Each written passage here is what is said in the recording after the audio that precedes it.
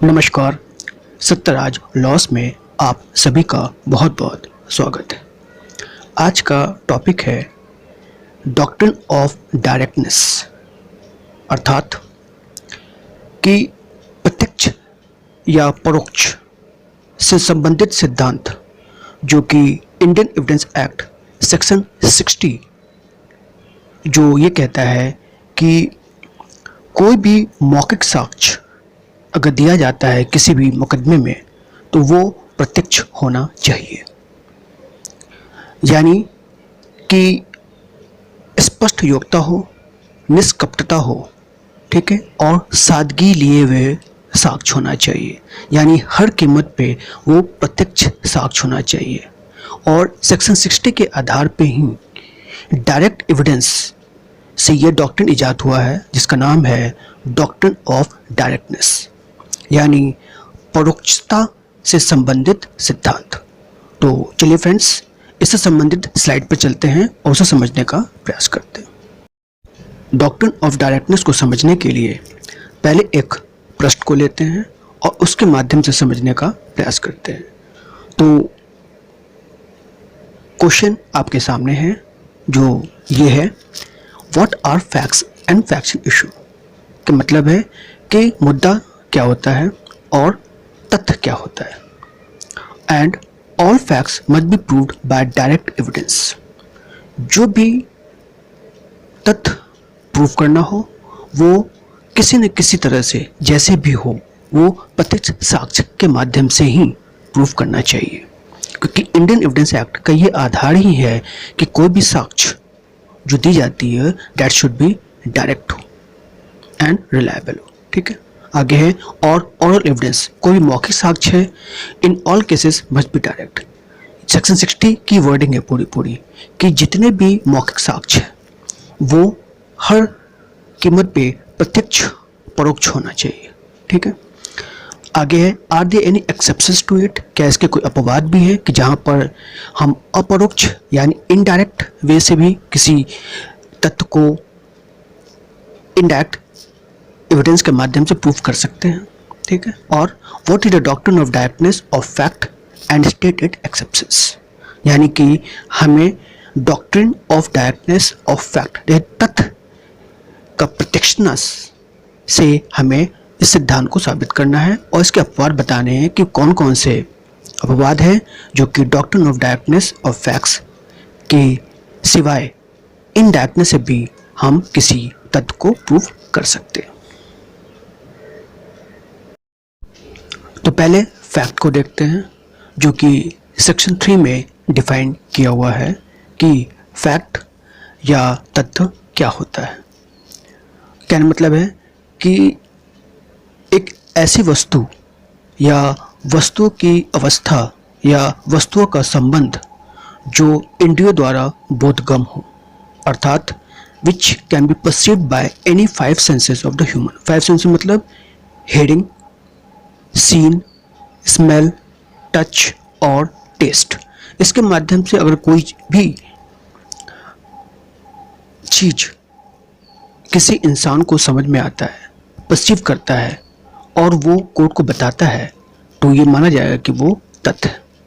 ठीक है, दूसरा है कोई मानसिक दशा हो जिसका भान किसी व्यक्ति को हो और वो आके कोर्ट में बताता है। ठीक, जैसे फॉर एग्जांपल आप कह सकते हैं कि अमुक स्थान में अमुक क्रम से अमुक पदार्थ व्यवस्थित है, या किसी मनुष्य ने कुछ सुना या देखा है, या किसी मनुष्य ने अमुक शब्द कहे हैं, या अमुक मनुष्य ने ये राय रखा है या आशय रखता है या सद्भावना पूर्वक कपटपूर्वक कार्य करता है। ठीक है, तो ये सारे जो उसकी राय है यानी साइकोलॉजिकल जो कॉन्शियसनेस है, जो वो कमेंट कर रहा है, स्टेटमेंट दे रहा है, उसे हम कह सकते हैं कि सारे फैक्ट यानी तथ्य।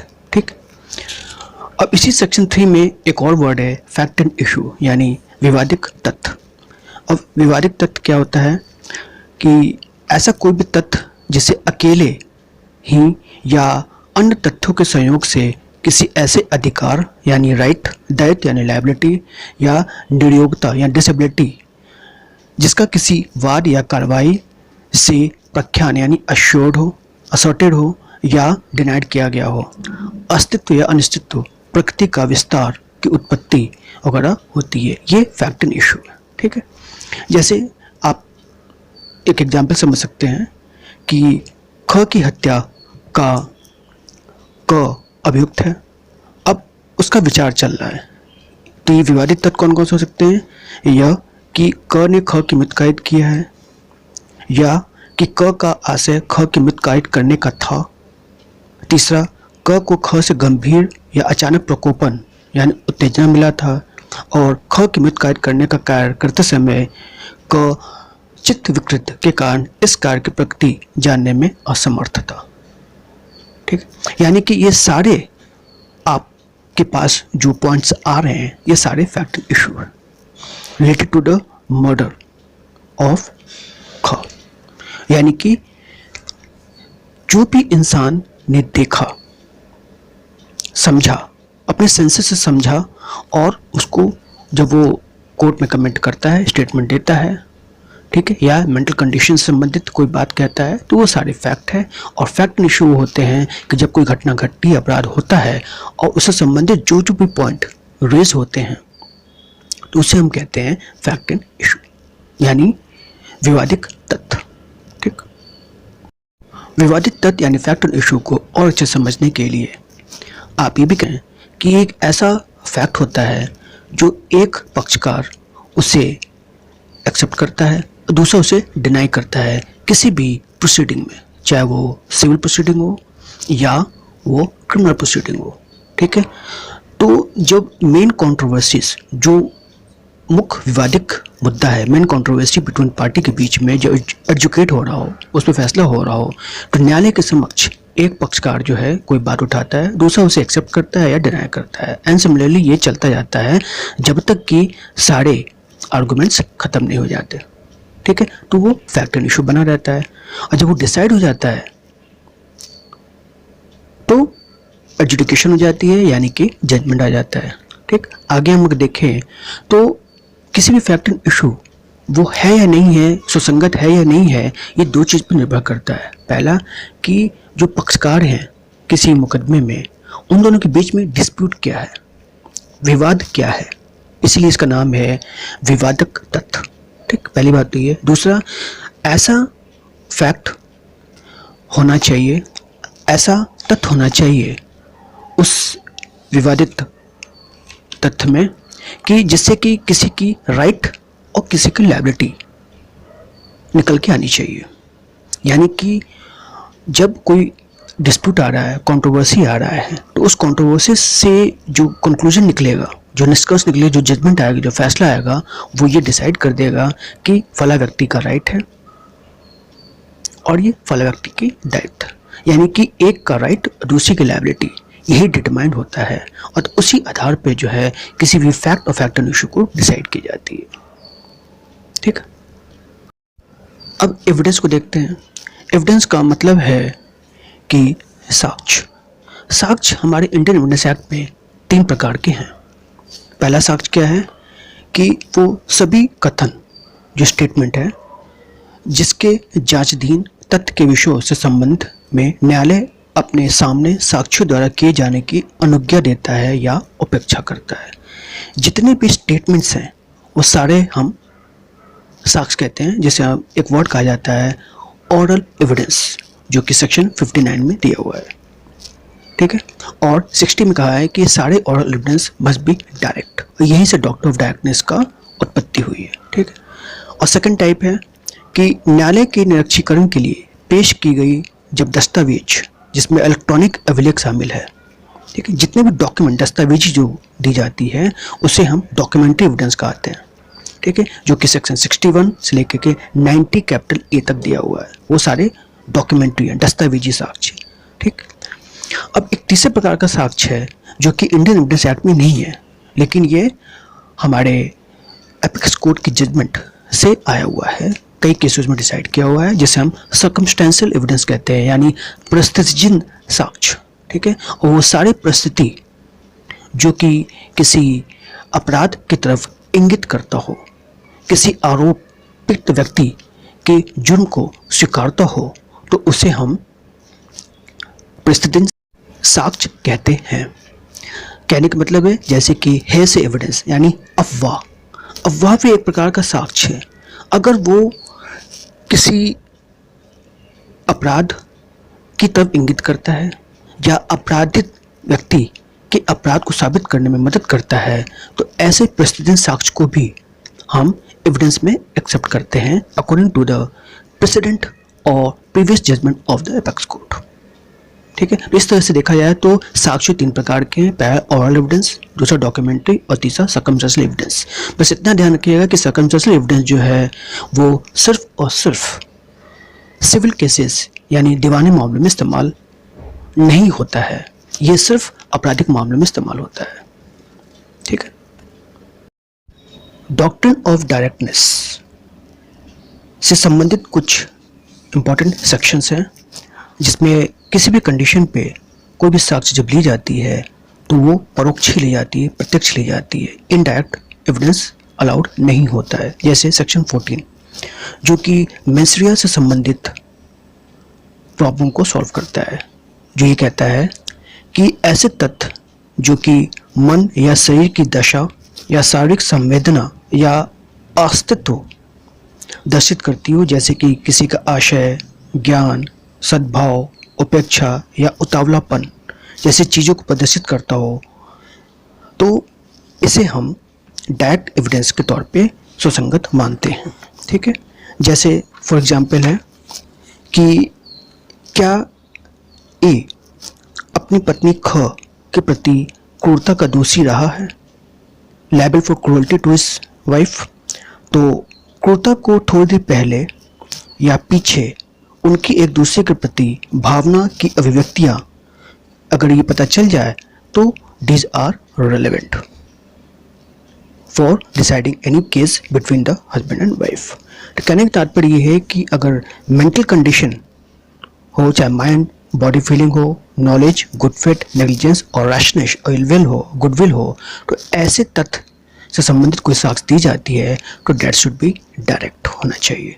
डायरेक्ट है और पर्टिकुलर पर्सन रिलेटेड है तो वो रेलेवेंट होगा।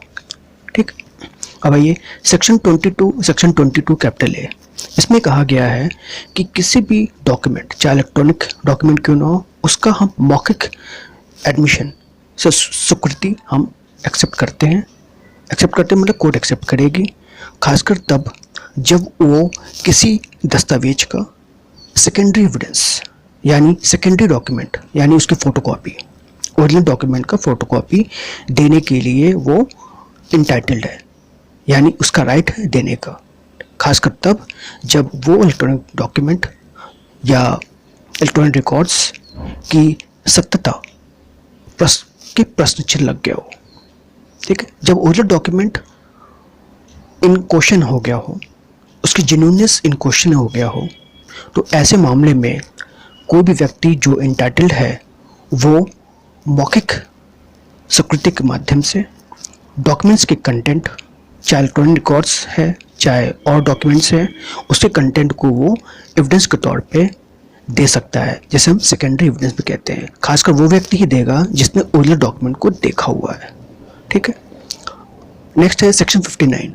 ये सेक्शन 59 साफ साफ कहता है कि किसी भी फैक्ट, तथ्य को प्रूव करने के लिए हम मौखिक एविडेंस ही लेंगे, यानी हम मतलब कोर्ट मौखिक साक्ष्य लेगी। ठीक है, except the content of document और इलेक्ट्रॉनिक रिकॉर्ड्स, यानी कि अगर कोई ऐसा तथ्य है जो कि किसी डॉक्यूमेंट से कंटेंट को बताता है या इलेक्ट्रॉनिक रिकॉर्ड से कंटेंट को बताता है तो उसे हम प्रूव नहीं करेंगे। ठीक, लेकिन अगर कोई और इनको डॉक्यूमेंट को छोड़ करके कोई और चीज़ से संबंधित तथ्य को प्रूव करना है तो that must be proved by oral evidence, यानी मौखिक साक्ष्य से ही प्रूव की जाएगी। Section 60 of the Indian Evidence Act 1872 जो कि डॉक्ट्रिन ऑफ डायरेक्टनेस को इंडिकेट करता है, और इसमें साफ साफ लिखा हुआ है कि कोई भी मौखिक साक्ष्य जब भी किसी न्यायालय में दी जाएगी तो वो हमेशा परोक्ष होना चाहिए, यानी डायरेक्ट होना चाहिए, प्रत्यक्ष होना चाहिए। ठीक है, और खासकर कोई व्यक्ति अगर ऐसा साक्ष्य दे रहा है तो उसके द्वारा स्वयं उस तथ्य को उसने देखा हो, सुना हो या किसी अन्य इंद्रिय के द्वारा महसूस किया हो, तभी वो साक्ष्य दे सकता है। ठीक है, यानी direct perceived by own senses होना चाहिए, ये पहला पॉइंट। दूसरा ये है कि अगर वो किसी के विचार को प्रकट कर रहा है तो फिर वो ग्राउंड बताना पड़ेगा कि आखिर जो विचार उसने किसी व्यक्ति के तरफ से दे रहा है तो वो किस आधार पे उस नतीजे पे पहुंचा है। ठीक है, जैसे कि एक्सपर्ट ओपिनियन है। ठीक, जैसे अगर किसी का ब्लड सैंपल लिया जाता है तो ब्लड सैंपल अगर लिया जाता है और ये बताया जाता है कि ये ब्लड वही है जहाँ पर घटना घटित हुई थी, वो ब्लड आपस में मैच कर रहा है, यानी सेम व्यक्ति का है। ठीक है, या तो फिंगरप्रिंट है, मिला हुआ है, तो फिंगरप्रिंट जो है वो अक्यूज्ड के फिंगरप्रिंट से मैच कर रहा है, तो किस आधार पर पहुंचा गया है उस ग्राउंड को बताना पड़ेगा, तभी ओपिनियन की राय यहाँ पर सुसंगत होगी, रेलेवेंट होगी। ठीक है, और ऐसे जितने भी साक्ष्य दिए जाएंगे तो वो मौखिक साक्ष्य होगा, और वो मौखिक साक्ष्य जो है आपका हमेशा डायरेक्ट होना चाहिए।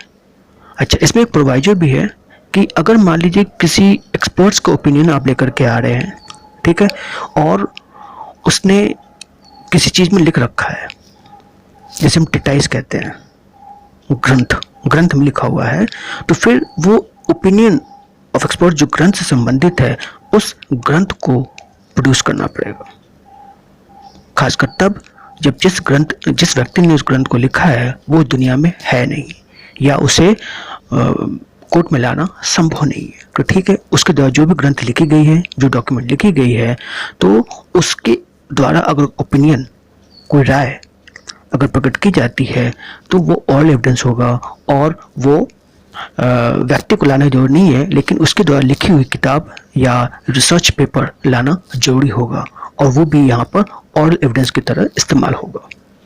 ठीक है, ये है ऑल एविडेंस का डायरेक्टनेस, यानी कि किसी भी मुकदमे को फैसला देने के लिए कोर्ट के पास एक ऐसा साक्ष्य होना चाहिए जिस पे वो पूर्णतः भरोसा कर सके। तो इसीलिए कहा जाता है कि all evidence must be direct. ठीक, और यहीं से डॉक्ट्रिन ऑफ डायरेक्टनेस की उत्पत्ति हुई है। इसी तरह से सेक्शन 118 जो कि ये कहता है कि गवाह कौन हो सकता है। ठीक है, यानी who are the competent witness, सक्षम विटनेस गवाह कौन तो होता है। तो इसके सेक्शन के अनुसार न्यायालय जब किसी गवाह से कोई प्रश्न पूछता है, ठीक है, और वो उसका सही यानी रैशनल आंसर अगर देने में सक्षम है, ठीक है, सक्षम मतलब वो डिस्क्वालिफिकेशन यानी असक्षमता किसी माइनर एज की वजह से नहीं होना चाहिए, एक्सट्रीम ओल्ड एज, बहुत ज़्यादा वृद्ध व्यक्ति ना होना चाहिए, और न ही किसी डिजीज यानी बीमारी से परेशानी हो, और बॉडी और माइंड से स्वस्थ हो, और लाइन और लूनेटिक हो, साउंड माइंड हो। तो ऐसा व्यक्ति न्यायालय की नज़र में सक्षम गवाह कहलाता है। ठीक है, और जो भी कोर्ट न्यायालय से प्रश्न पूछता है वो उसका रैशनल जवाब देने में काबिल है, वो सक्षम है देने में। तो ऐसे सारे गवाह जो है कॉम्पिटेंट विटनेस कहलाते हैं। इससे कोई मतलब नहीं है कि उसकी उम्र क्या है, ठीक है, भले ही वो किसी बीमारी से ग्रसित हो, भले ही बॉडी माइंड की जो भी पोजीशन हो, लेकिन अगर वो रैशनल आंसर देने में सक्षम है तो वो कॉम्पिटेंट विटनेस कहलाएगा। और ऐसे कॉम्पिटेंट विटनेस को हम ऑरली मौखिक रूप से टेस्ट करते हैं, इनके गवाह को मौखिक साक्ष्य कहा जाता है। ठीक, उसी तरह से सेक्शन 119 है जिसमें ऐसे गवाह का जिक्र किया गया है जो कि डम होते हैं, जो बोल नहीं सकते। ठीक है, और यूजुअली देखा गया जो बोल नहीं सकते वो सुन भी नहीं सकते हैं।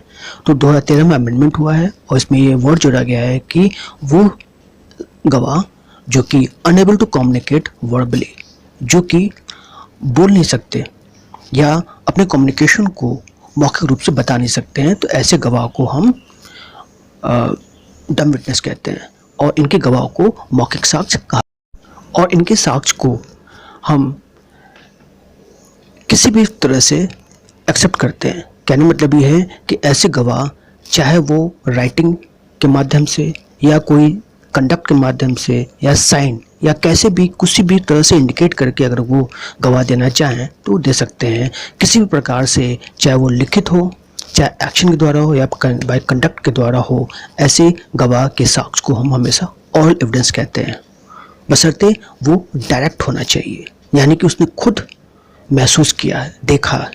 ठीक है, तो ऐसे गवाह को हम डम होते हुए भी कॉम्पिटेंट विटनेस कहते हैं और उनके साक्ष्य को हम मौखिक साक्ष्य कहते हैं। ठीक है, इसी तरह से सेक्शन 120 में है जो कि ये बताता है कि पति और पत्नी, चाहे वो फौजदारी मामला हो या दीवानी मामले हैं, दोनों कॉम्पिटेंट विटनेस होते हैं। कब? जब मुकदमा एक दूसरे के खिलाफ हो, पति पत्नी के खिलाफ ही है। ठीक है, और ऐसे साक्ष्य को भी हम ऑल एविडेंस कहते हैं और ये भी डायरेक्ट होना चाहिए। ठीक है, सिमिलरली सेक्शन 133 में है जो कि अकम्प्लिस, सह अपराधी को कहा जाता है, वो भी कॉम्पिटेंट विटनेस होते हैं क्योंकि वो एक ऐसा व्यक्ति है जो कि अपराध में शामिल हुआ है। ठीक है, और अब आज के डेट में वो गवर्नमेंट विटनेस हो गया है, यानी कि सरकार के पक्ष में बोल रहा है। ठीक है, और सरकार के पक्ष में वो इसलिए बोल रहा है क्योंकि उसे सजा माफ़ करने का आश्वासन मिला हुआ है बाय द पब्लिक प्रोसिक्यूटर। ठीक, तो ऐसे अकम्प्लिस, सह अपराधी जो कि एक कॉम्पिटेंट विटनेस है और उस सारी घटना उसके सामने घटित हुई है, तो मानी बात है जो भी साक्ष्य देगा वो डायरेक्ट एविडेंस देगा against the other accused person. जितने अन्य आरोपित व्यक्ति हैं उसके खिलाफ वो परोक्ष साक्ष्य देगा क्योंकि खुद वो अपराध में शामिल था। ठीक है, और इसी तरह से वो सिंस वो शामिल था और सही सही साक्ष्य दे रहा है, तो सिर्फ इसलिए उसके साक्ष्य को हम दरकिनार नहीं कर सकते हैं, इलीगल या गैर कानूनी नहीं मान सकते हैं। क्यों? क्योंकि उसके उसके साक्ष्य को हम किसी भी अन्य साक्ष्य से संपोष नहीं करा रहे, यानी कोरोबोरेट नहीं करा रहे, क्योंकि हम कोरोबोरेट नहीं करा सकते। ठीक है, तो इसलिए मेनली इस आधार पे जो है उसके साक्ष्य को हम दरकिनार नहीं कर सकते हैं। यह बात सच है कि अकम्प्लिस के बारे में हमेशा पूर्णतः विश्वास नहीं करना चाहिए। न्यायालय फिर भी जो है उसके साक्ष्य को किसी अन्य इंडिपेंडेंट साक्ष्य से कोरोबोरेट जरूर कराएगी, क्योंकि सह अपराधी है, हो सकता है कि शायद वो सरकार के साथ धोखा भी दे सकता है। तो इसलिए for better assurance it is best to test his evidence with an independent evidences. ठीक, अब इसके कुछ अपवाद हैं डॉक्ट्रिन ऑफ डायरेक्टनेस का। वो ये है कि जैसे सेक्शन 60 का एक्सेप्शंस है, इसमें डायरेक्ट जिसने वो लिखी हुई है ट्रीटिस यारी ग्रंथ लिखी है वो खुद नहीं आ रहा है। ठीक है, तो वो खुद नहीं आ पा रहे क्योंकि वो दुनिया में है नहीं या उसको लाना संभव नहीं है। तो ऐसे में डॉक्टर ऑफ डायरेक्टनेस जो है अपवाद करता है कि ठीक है, उसके ट्रीटिस जिसके माध्यम से हम किसी ओपिनियन में पहुंच रहे हैं, कोई राय व्यक्त कर रहे हैं, तो उसके ग्रंथ से, उसके डॉक्यूमेंट से या उसके रिसर्च पेपर से हम काम चला सकते हैं। ठीक है, उसी तरह से सेक्शन 6 है, रेस्ट जस्टिस से रिलेटेड है। सेक्शन 8 है, कंडक्ट से रिलेटेड है।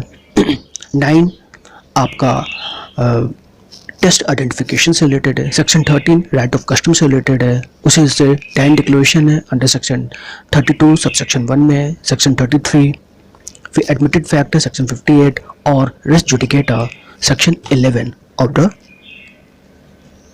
CPC। ये सारे अपवाद है डॉक्ट्रिन ऑफ डायरेक्टनेस का, यानी कि ये डायरेक्ट तो नहीं आते लेकिन इनडायरेक्ट जो है कोर्ट के समक्ष लाया जाता है और इसके माध्यम से किसी भी नतीजे से संबंधित विवादित को सॉल्व किया जाता है और एक फैसला दिया जाता है। ठीक है, और ये सिर्फ इसलिए किया जाता है जिससे कि in order to pass the right judgment in any matter. ठीक है, for the just decision of case exception of directness को भी एक्सेप्ट की जाती है। नहीं, नॉर्मली देखा जाए तो इंडियन एविडेंस एक्ट में साफ साफ ये जिक्र किया हुआ है कि किसी भी साक्ष्य को जब कोर्ट लेगी तो that should be direct in nature. That's it's in doctrine of directness. अगले वीडियो पे हम नए प्रश्न के साथ आपके सामने प्रस्तुत होंगे। तब तक के लिए जय हिंद, वंदे मातरम।